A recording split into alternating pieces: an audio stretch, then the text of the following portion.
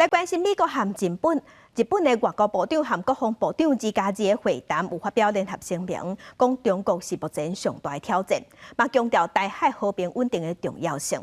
另外，对中政策下国会联名的峰会，今仔日会伫咱台北举办。今年的主题是台海的和平和稳定。严格就风声讲，中国尚无有去威胁6个国家，叫因唔好参加。现场一直拍破啊！对中政策跨国议会联名 IPEC 年度峰会，30头一摆刷到台北来举行，有23个国家、49位各国国会议员来台湾，也是历来上大规模的议员访台团。今年以台海和平甲稳定为主题，副总统萧美琴离到接见 IPEC 访团，特别讲到访团来台湾，正拄到非常重要时刻，台湾正努力提升自我防卫。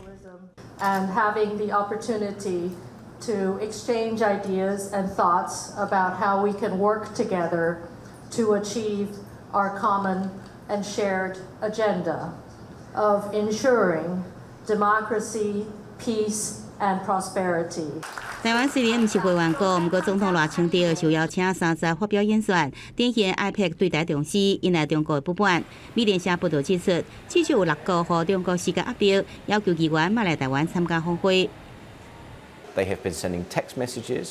They have been bombarding, harassing MPs with phone calls to try to get urgent meetings in order to tell them that they should stay away, that they should not come to Taipei. They contacted president of my political party. They asked him to stop me to travel to Taiwan, and he sent a message to them that he cannot stop me. I'm free member of parliament to make decisions.